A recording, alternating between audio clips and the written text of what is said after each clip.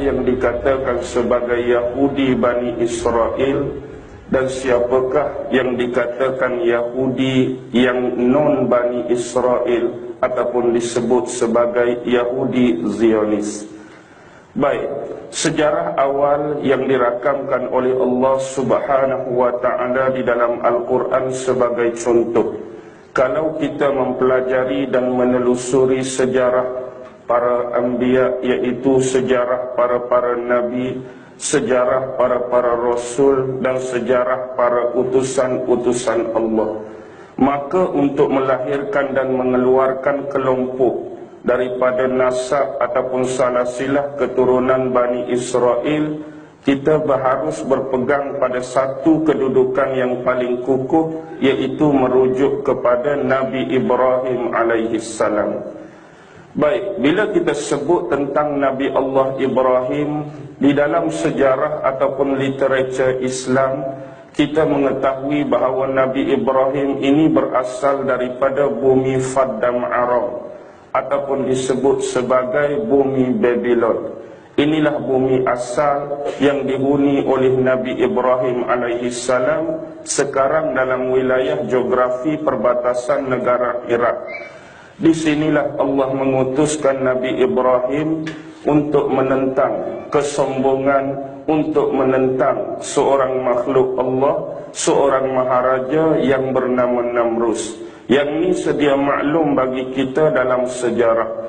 Selepas berlaku peristiwa pembakaran Nabi Allah Ibrahim akibat penentangan terhadap Namrus, maka Nabi Ibrahim telah melakukan penghijrahan. Nabi Ibrahim membawa sebahagian besar ahli keluarga dia, termasuk isteri dia, iaitu siapa isteri Nabi Ibrahim? Sarah. Yang bahasa Melayu kita selalu letak Siti kat depan. Siti Sarah pun kita faham, Sarah pun kita faham. Di samping itu Nabi Ibrahim juga membawa adiknya Haran. Haran ni bapa kepada Nabi Lut alaihissalam. Jadi sini nampak bagi kita bahawa Nabi Ibrahim itu ialah bapa saudara kepada Nabi Allah Lut alaihissalam. Mereka melakukan perjalanan ke arah utara. Kalau kita ikuti peta dan sempadan geografi sekarang, daripada Iraq mereka melangkaui perjalanan dan perbatasan ke arah bumi Syria. Mereka turun daripada Lebanon, mereka turun ke Israel, mereka turun ke Palestin, dan kemudian mereka masuk kawasan utara Mesir. Di sinilah berlaku perampasan, iaitu perampasan Sarah daripada Maharaja Mesir pada waktu tersebut, yang mana cerita ini saya kata sedia maklum bagi kita melalui kisah merampasnya Sarah daripada Maharaja Mesir inilah membawa kepada Nabi Ibrahim dianugerahkan Hajar. Nabi Ibrahim dianugerahkan Hajar, kemudian dikahwini Hajar sebagai isteri yang kedua. Dan di sini kita harus memahami satu benda. Bila Nabi Ibrahim berada dalam wilayah Mesir, tidak dapat tidak perkara yang paling sinonim dan paling dekat dengan Mesir ialah Fir'aun. Adakah yang merampas Sarah pada waktu tersebut adalah keturunan-keturunan daripada dinasti ataupun kerajaan Fir'aun? Tidak. Sebenarnya zaman Nabi Ibrahim masuk ke dalam wilayah ataupun daerah Mesir, dia ialah zaman awal pemerintahan Hyksos. Hyksos ni memerintah hampir 500 tahun di Mesir. Kalau kita ikuti daripada awal sejarah dinasti Mesir, dia ada zaman dinasti Mesir Hilir, ada zaman dinasti Mesir Hulu, baru masuk kepada dinasti yang pertama, sampailah kepada dinasti yang ke-17. Bila penghujung dan berakhirnya dinasti ke-17, waktu inilah satu bangsa yang dipanggil sebagai bangsa Hyksos. Asalnya mereka adalah bangsa yang menumpang di bumi Mesir, tapi lama-kelamaan mereka mengumpul bala tentera dan kekuatan, mereka berperang dengan dinasti Mesir. Akhirnya kemenangan berada di pihak Hyksos. Jadi Hyksos ambil alih sementara pemerintahan kerajaan Mesir sampailah berlangsungnya lebih kurang hampir 500 tahun. Bila mereka tewas, barulah naik dinasti pemerintahan Fir'aun yang bersambung daripada hak 17 yang tewas tadi. Jadi hak naik hak baru ni dinasti Fir'aun yang ke-8, yang ke-18. Sebab itulah kalau kita ikuti sejarah Al-Quran sebagai contoh, bila kita baca kisah-kisah Nabi Musa, sering naik nama-nama Fir'aun. Tapi bila kita baca kisah-kisah Nabi Allah Yusuf, sedangkan Nabi Allah Yusuf berada di bumi dan di tempat yang sama, di bumi Mesir, tapi satu nama Fir'aun pun tak pernah keluar dalam sejarah kisah Nabi Yusuf.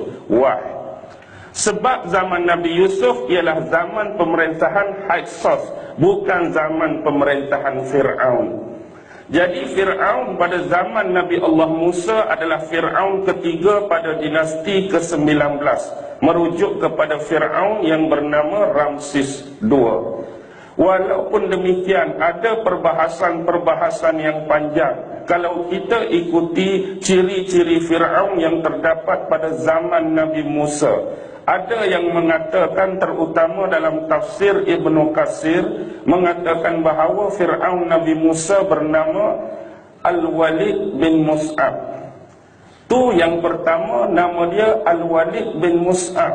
Bila saya rangkum ataupun connectionkan dengan senarai dinasti Fir'aun dan nama-nama Fir'aun, Walid bin Mus'ab ini ada dalam kerajaan Hyksos sebenarnya. Tapi ini pandangan daripada ulama-ulama yang memerlukan penelitian, yang memerlukan pengkajian yang panjang tentang sejarah dinasti dan ketamadunan Fir'aun itu sendiri.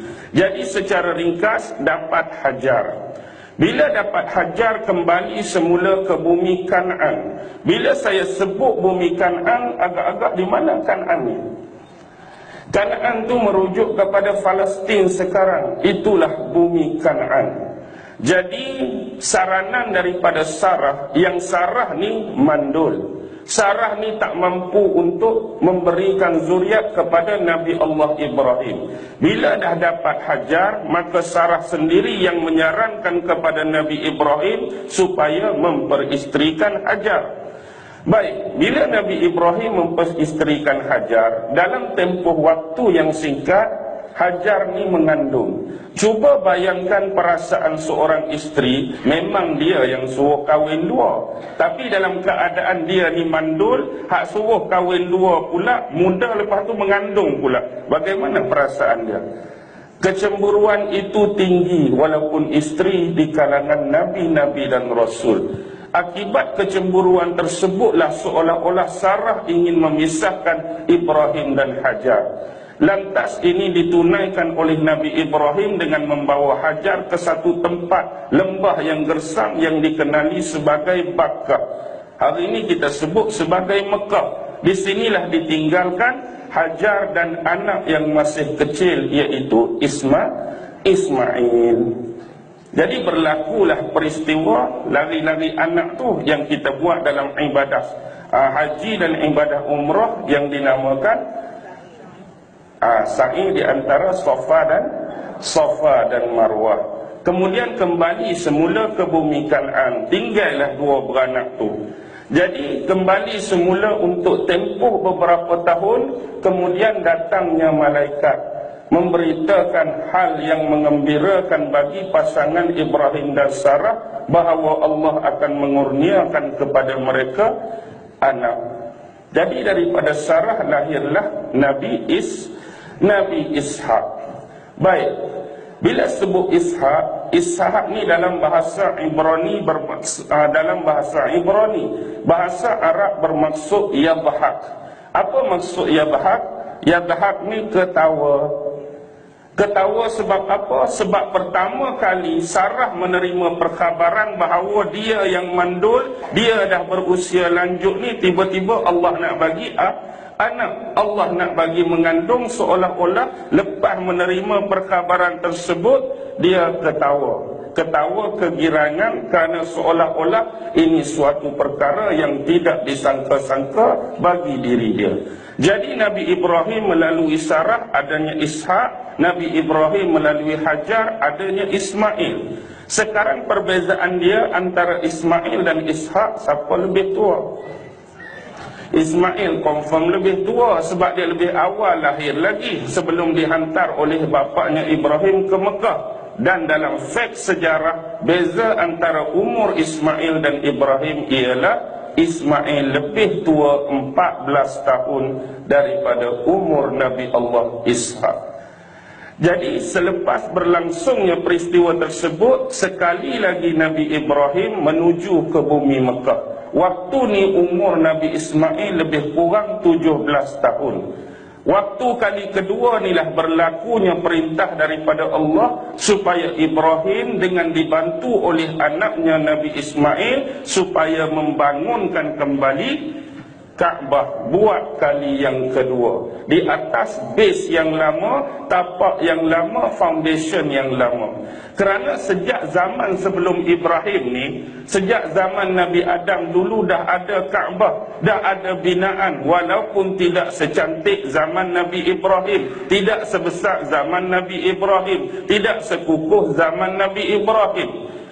Yang ini jadi hilang, yang ini jadi rosak, yang ini jadi musnah akibat berlakunya peristiwa banjir besar taufan Nabi Nuh alaihi salam yang memusnahkan sebilangan besar kawasan semenanjung Arab, kawasan di Iraq sekarang, kawasan di Iran, Syria, dan kawasan-kawasan yang sehampir dan sewaktu dengannya. Jadi berlakulah peristiwa pembinaan Kaabah buat kali kedua.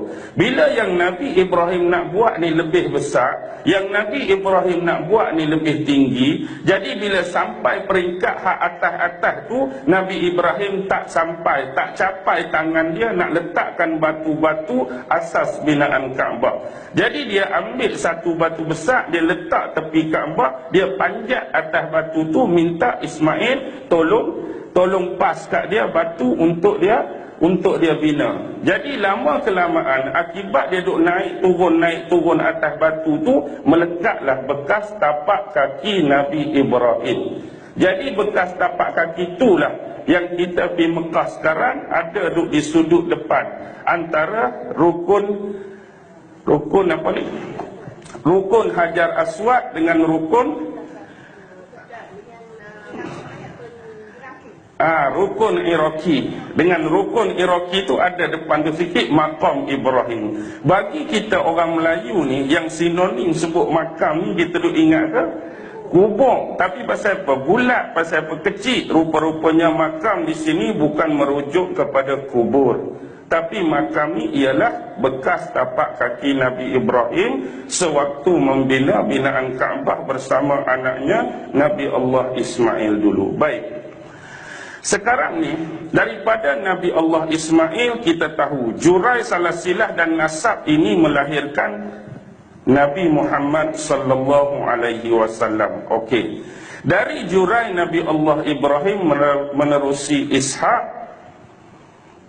Menerusi Ishak ni di kemudian hari berkahwin dengan seorang perempuan. Isteri dia nama Rifqah binti Batuil. Isteri Nabi Allah Ishak Rifqah binti Batuil. Jadi dengan Rifqah ni dapatlah dua orang anak. Sebenarnya dua ni bukan asing-asing, tapi anak kembar. Yang abang diberi nama Aish ataupun juga disebut sebagai Aisyu. Adik dia ni Nabi, iaitu Nabi Allah Yaqub alaihi salam. Jadi Nabi Allah Yaqub ni lahir kembar. Abang yang mendahului kelahiran sebelum beliau ialah Aish. Di kemudian hari terjadi perselisihan. Jadi Aish ni meninggalkan keluarga menuju ke arah barat. Dialah dikenali sebagai Abu Rum, bapa yang melahirkan keturunan Rum, iaitu Aish.